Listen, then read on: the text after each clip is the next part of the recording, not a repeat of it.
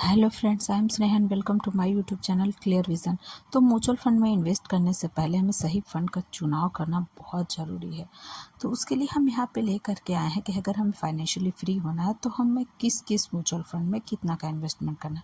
तो उसके लिए हम 3 फंड यहाँ पे स्मॉल कैप, मिड कैप और लार्ज कैप हमारे पास अवेलेबल है।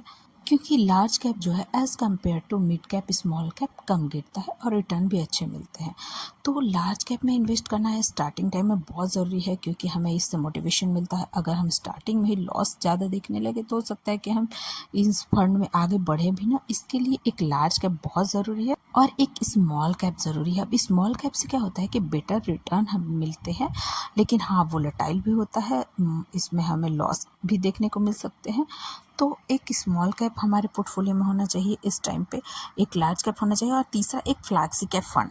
हालांकि फ़ंड तो बहुत सारे हैं, लेकिन हमें स्टार्टिंग टाइम में बहुत ज़्यादा फ़ंड के चक्करों में नहीं पड़ना चाहिए, बल्कि सेलेक्टिव होना चाहिए। लार्ज कैप, स्मॉल कैप और एक फ्लैक्सी कैप अच्छा फ़ंड ले लेना चाहिए। तो हम यहाँ पे आज 3 फ़ंड लेके आए हैं, एक लार्ज कैप और फ्लैक्सी कैप और एक स्मॉल कैप। तीनों फंड में अगर हम सिर्फ 5-5 हज़ार का ही अगर इन्वेस्टमेंट करते हैं, एसआईपी करते हैं, तो लॉन्ग टर्म में अच्छा खासा रिटर्न जो है वो देखने को हमें मिल सकती है।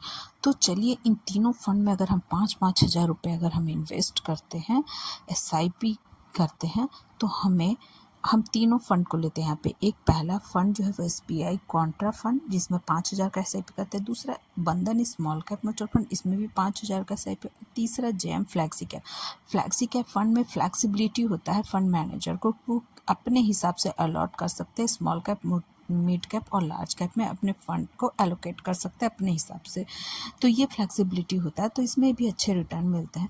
तो अगर हम 15,000 और का इंटरेस्ट रेट 16% लेते हैं। हालांकि स्मॉल कैप और फ्लैक्सी कैप फंड में अच्छे खासे रिटर्न देखने को मिल जाता है, लेकिन फिर भी हम एक एवरेज इंटरेस्ट रेट लेते हैं 16% का और टाइम पीरियड 20 ईयर्स का लेते हैं, क्योंकि अगर हम लॉन्ग टर्म में इन्वेस्ट करेंगे तभी हमें स्टॉक या म्यूचुअल फंड में अच्छे रिटर्न देखने को मिलेंगे।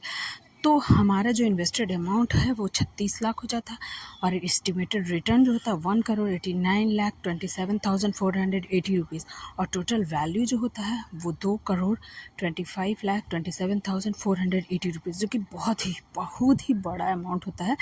तो अगर हम 35 साल के एज में भी अगर इन्वेस्टमेंट प्लान करते हैं तो हमें 20 साल में ही बहुत अच्छे रिटर्न मिल जाते हैं, और सिर्फ 15,000 का ही इन्वेस्टमेंट से। हालांकि मेरी तरफ से रिकमेंडेशन बिल्कुल भी नहीं है। अगर आप इन्वेस्ट करना चाहते हैं तो फाइनेंशियल एडवाइज़र की मदद ले लें। और दूसरा, हम यहाँ पे अगर हम 15,000 की जगह पे अगर हमारा अर्निंग ज़्यादा है तो हम 20,000 का पर मंथ अगर एसआईपी स्टार्ट करते हैं और एवरेज इंटरेस्ट रेट 18% लेते हैं और टाइम पीरियड 20 ईयर्स सेम लेते हैं, तो इन्वेस्टेड अमाउंट 48 लाख हो जाएगा और एस्टिमेटेड रिटर्न जो होगा, देखिए 1% का कितना ज़्यादा वैल्यू होता है। लॉन्ग टर्म में कंपाउंडिंग का फ़ायदा मिलता है। 4,20,69,744 रुपीज़ और टोटल वैल्यू 4,68,69,744 रुपीज़ का, जो कि बहुत ही बड़ा अमाउंट है।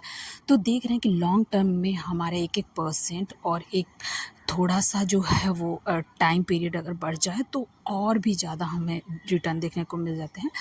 तो हमने यहाँ पे 2 एग्जांपल के थ्रू आप लोगों को समझाने की कोशिश की। अगर हमारा ये वीडियो आप लोगों को इन्फॉर्मेटिव लग रहा हो तो चैनल को सब्सक्राइब कर ले, लाइक कर ले और ज़्यादा से ज़्यादा शेयर कर ले, ताकि सभी वीडियो का नोटिफिकेशन आप लोगों तक सबसे पहले पहुँचे। Thank you.